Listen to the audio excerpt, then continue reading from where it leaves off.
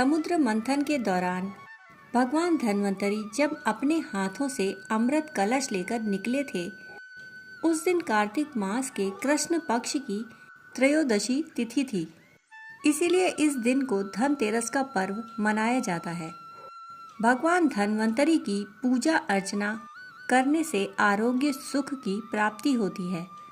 आइए जानते हैं धनतेरस का पर्व क्यों मनाया जाता है और क्या है इसकी कथा। कार्तिक मास के कृष्ण पक्ष की त्रयोदशी तिथि को धनतेरस का पर्व मनाया जाता है। शास्त्रों के अनुसार इस तिथि को समुद्र मंथन के समय भगवान धन्वंतरी अमृत कलश लेकर प्रकट हुए थे। इस वजह से इस तिथि को धनतेरस या धन त्रयोदशी तिथि के नाम से ही जाना जाता है। भगवान धन्वंतरी के अलावा इस दिन माता लक्ष्मी, धन के देवता कुबेर और मृत्यु के देवता यमराज की भी पूजा की जाती है। इस दिन दीपावली का पर्व शुरू हो जाता है और इस दिन सोना चांदी या नए बर्तन खरीदना बहुत शुभ माना गया है। आइए जानते हैं धनतेरस का पर्व क्यों मनाया जाता है और क्या है इसकी कहानी। भारतीय संस्कृति में स्वास्थ्य को ही सबसे बड़ा धन माना गया है और इस दिन को राष्ट्रीय आयुर्वेद दिवस के रूप में भी मनाया जाता है।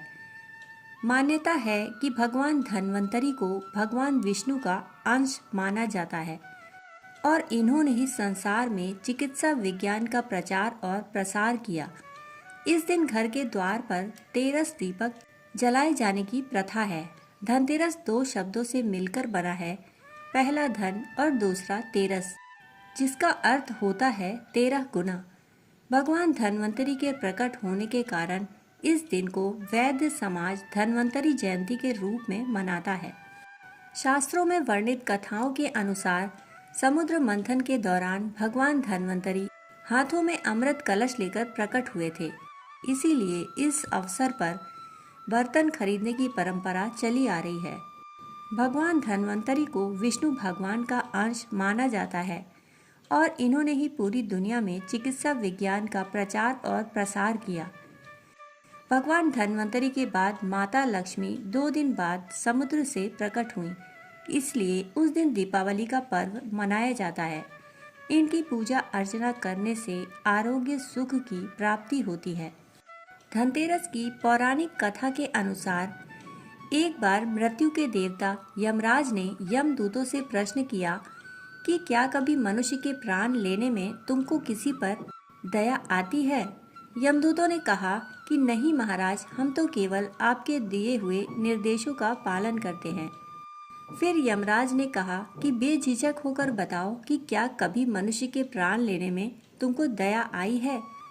तब एक यमदूत ने कहा कि एक बार ऐसी घटना हुई जिसको देखकर हमारा हृदय पसीज गया।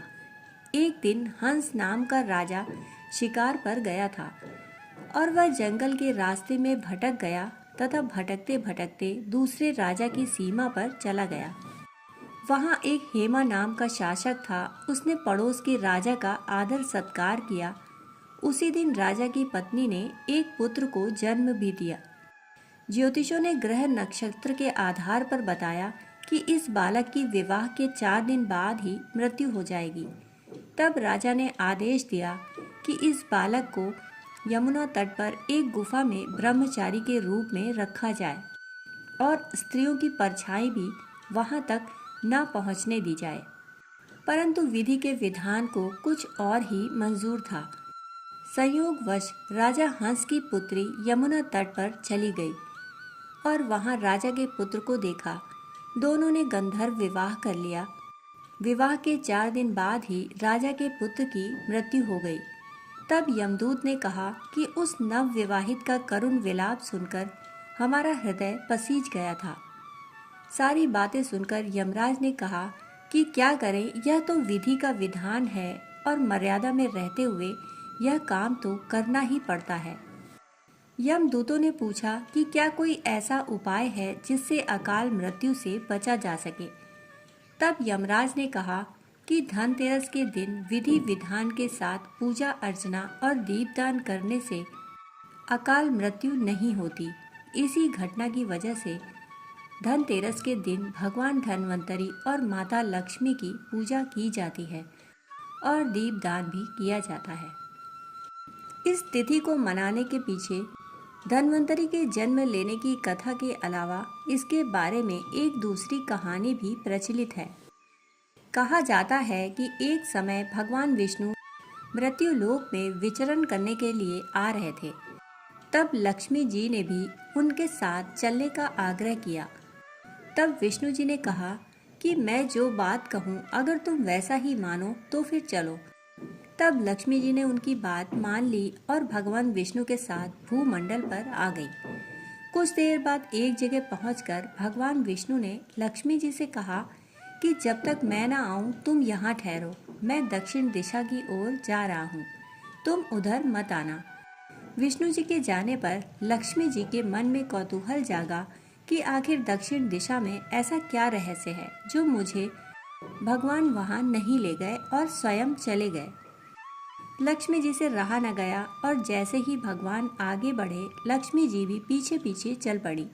कुछ ही आगे जाने पर उन्हें सरसों का एक खेत दिखाई दिया जिसमें खूब फूल लगे थे। सरसों की शोभा देखकर वह मंत्रमुग्ध हो गई और फूल तोड़कर अपना श्रृंगार करने के बाद आगे बढ़ी। आगे जाने पर एक गन्ने के खेत से लक्ष्मी जी गन्ना तोड़कर रस चूसने लगी। उसी क्षण विष्णु जी आए और यह देख लक्ष्मी जी पर नाराज होकर उन्हें श्राप दे दिया कि मैंने तुम्हें इधर आने को मना किया था, परंतु तुम ना मानी और किसान की चोरी का अपराध कर बैठी। अब तुम इस अपराध के कारण इस किसान की 12 वर्ष तक सेवा करो। ऐसा कहकर भगवान उन्हें छोड़कर क्षीर सागर में चले गए। तब लक्ष्मी जी उस गरीब किसान के घर रहने लगी। एक दिन लक्ष्मी जी ने उस किसान की पत्नी से कहा कि तुम स्नान कर पहले मेरी बनाई गई इस देवी लक्ष्मी का पूजन करो, फिर रसोई बनाना, तब तुम जो मांगोगी मिलेगा। किसान की पत्नी ने ऐसा ही किया। पूजा के प्रभाव और लक्ष्मी जी की कृपा से किसान का घर दूसरे ही दिन से अन्न धन रत्न स्वर्ण आदि से भर गया। लक्ष्मी जी ने किसान को धन धान्य से पूर्ण कर दिया। किसान के 12 वर्ष बड़े आनंद से कट गए। 12 वर्ष के बाद लक्ष्मी जी जाने को तैयार हुई। विष्णु जी लक्ष्मी जी को लेने आए तो किसान ने उन्हें भेजने से इनकार कर दिया। तब भगवान ने किसान से कहा कि इन्हें कौन जाने देता है, यह तो चंचला हैं, कहीं नहीं ठहरती, इनको बड़े बड़े नहीं रोक सके। इनको मेरा श्राप था, इसलिए 12 वर्ष से तुम्हारी सेवा कर रही थी। तुम्हारी सेवा के 12 वर्ष पूरे हो चुके हैं। किसान हठ पूर्वक बोला कि नहीं, अब मैं लक्ष्मी जी को नहीं जाने दूंगा। तब लक्ष्मी जी ने कहा कि हे किसान, तुम मुझे रोकना चाहते हो तो जो मैं कहूँ वैसा करो। कल तेरस है, तुम कल घर को स्वच्छ करना, रात्रि में घी का दीपक जलाकर रखना और सायंकाल मेरा पूजन करना और एक तांबे के कलश में रुपए भरकर मेरे लिए रखना। मैं उस कलश में निवास करूंगी, किंतु पूजा के समय मैं तुम्हें दिखाई नहीं दूंगी। एक दिन की पूजा से वर्ष भर मैं तुम्हारे घर से नहीं जाऊंगी। यह कहकर वह दीपकों से प्रकाश के साथ 10 दिशाओं में फैल गई। अगले दिन किसान ने लक्ष्मी जी के कथन अनुसार पूजन किया। उसका घर धन धान्य से पूर्ण हो गया। इसी वजह से हर वर्ष तेरस के दिन लक्ष्मी जी की पूजा होने लगी। दोस्तों, कहानी सुनने के लिए आप सभी का बहुत बहुत आभार। फिर मिलते हैं ऐसी ही एक कहानी के साथ। तब तक के लिए धनतेरस के पर्व की अनेक अनेक शुभकामनाएं।